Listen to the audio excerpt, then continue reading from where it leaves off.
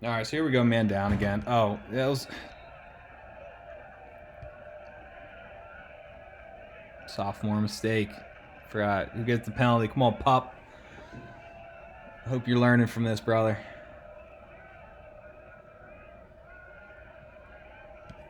Watch this defensive unit. I mean, these are 5 defensemen that are just dialed in, working together. Look, Timmy's communicating that rotate up. This is awesome. Watch this. Timmy gets cut, has to go with the cutter. Great job. Stoey went with the first cutter. Cool. Timmy goes with the second. What does he do as he's getting on ball? He lets his man Jake know, yo, I need help. I need help. Jake rotates up. That gives Stoey the chance to rotate over. Oh, and off the pipe. Wow.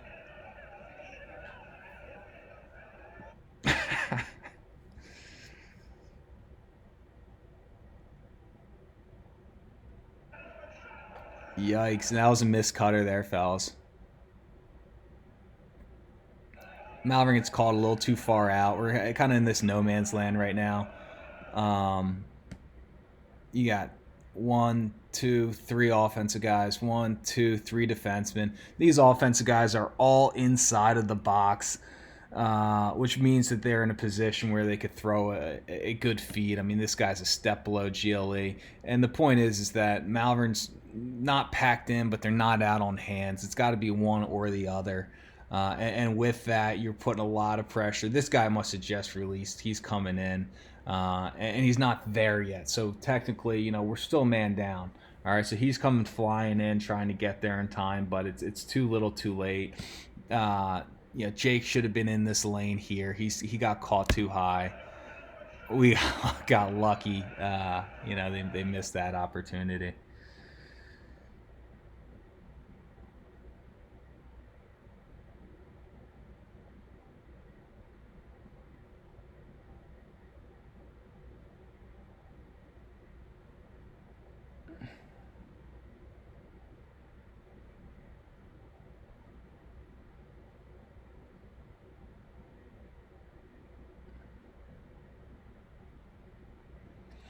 All right, this is the one we can't really see. Max is out on ball here. He opens up. He starts a little too high, and the defenseman just shoots GLE pretty much underneath of him. And with that, there's no slide ready to go. Jackson's just face guarding his guy. Cooper's only worried about his guy. Matt's only worried about his guy. Um, and unfortunately, man, you never know. Let's pretend Max played perfect position on the guy, but stepped on a shoestring or busted a hamstring or twisted his ankle and falls down. We still have to remember what our responsibilities are, and there's just nobody thinking of support or slide. They're only matched up on their guys. Jackson, you're hot. Be support. B2. Get your butt in, Cooper. Um, nice job, Haverford. Ties it with 1 second left. All right, I'm gonna fly through this overtime here. Get this all on one tape. The first overtime, Haverford burns 2 minutes, just doing absolutely nothing with the ball. The refs don't call it, put a timer on them, which is absurd. But here we are. They come out. Malvern's still running their zone, forcing the guys back to the middle of the field. Had been pretty effective. I mean, if that's the best shot that you're going to get, that's pretty good defense. I think they lose possession on a throwback. Yeah, and that's a home run pass. They knew they were getting backside looks because Malvern had been so aggressive on the ball side. The guy tries to thread one through, looking for the home run in the nail in the coffin, but misses the pass and gives Malvern a shot here. Forget what happens, but obviously Malvern doesn't score.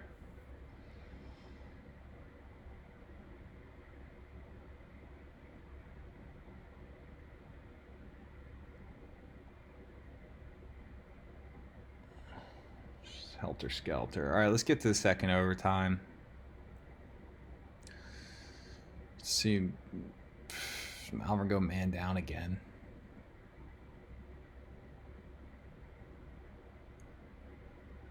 Off the face-off, guy trying to make a play. It's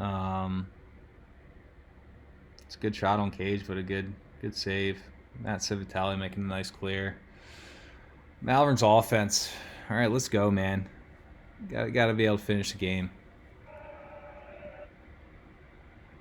They're still trying to utilize that shorty. Oh. Hang on a second, sorry. Trying to utilize the shorty back here at X to try and create some separation for our attackmen. Again, 15 and 12, both sophomores. Kind of gotten physically beat up a little bit by some of these defensemen. So despite them having some great feeds and looks, they're strong dodgers, and giving them that extra half step on their dodge can be huge. But great, like I said, he garnishes enough attention. Watch this. This action here. Peden starts on the crease here. He starts to vacate, which makes this guy say, oh, shoot, should I stay as the one slide or not? And yeah, you should have. You probably, this guy's almost got a step. You might as well have gone there. This guy could have sloughed you down. As that dodge took off, this homie back here should have gotten above GLA. Put a lot of pressure on this guy here without any of him really doing their job well, which gives this skip pass up here to Lots. And number 10, this dude should have been sitting in here more so as to not give that skip pass, or at least clog that lane a little bit better. But instead, a pass gets through. Evan Hitches comes back to his right hand and just rings the pipe. just quite a play. Now here comes Haverford again.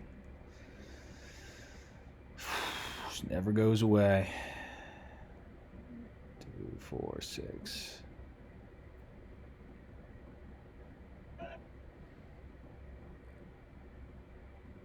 So Malvern's matched up here. They're sitting in our zone. Feeling pretty good about it. Look at it. This is a 2-on-1 we've got created here, which is why Haverford keeps trying to force it to the backside.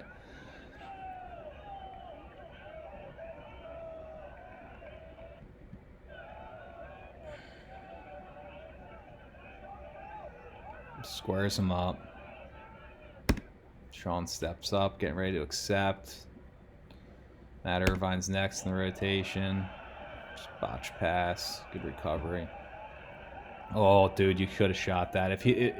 No offense to this guy, but if that was 33, I bet he would have shot the lights out of the ball and ended the game right there.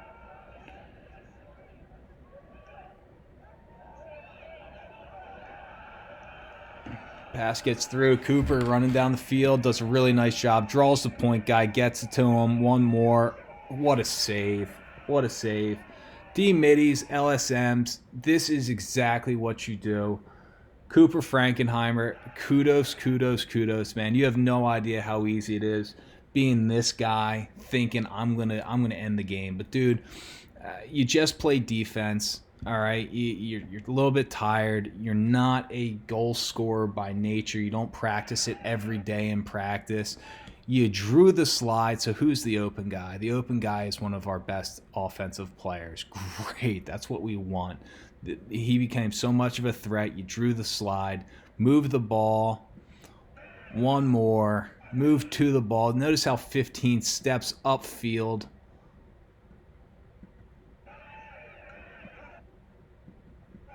To the ball, curls, just makes a nice shot.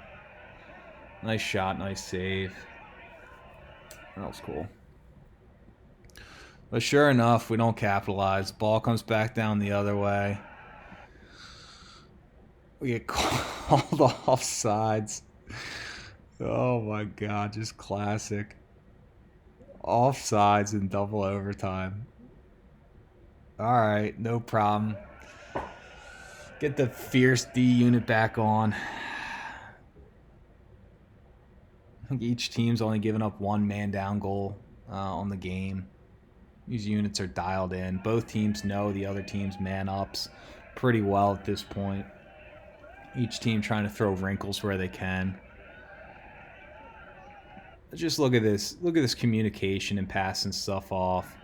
So Haverford's got 1, 2, 3, 4 guys, and they try to overload this side, and Malvern does a really nice job of picking it up and letting Jake split these two on the backside.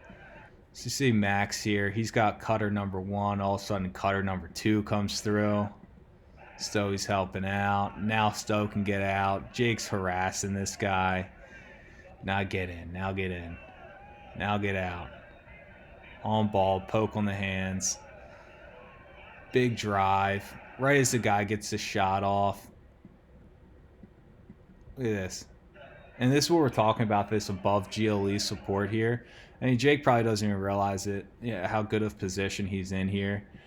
But just with that, look where this guy's forced now to take that shot. If Jake wasn't there, if he was pressed out, or if this guy was a little bit deeper and he was below GLE here, I'm willing to bet that this guy would have continued to bully in and get a dodge.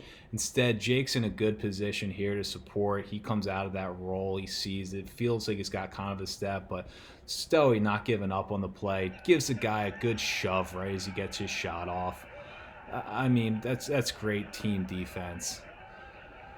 Here we go. Ball comes out one way, redirect it, get it into your senior's hands. Let him make a play. Great individual effort. Ryan clears space, number 23. The middle's wide open, and Matt Civitella. Great job coming down the middle of the field, switching to your offhand and putting the ball in the back of the net. Nice game.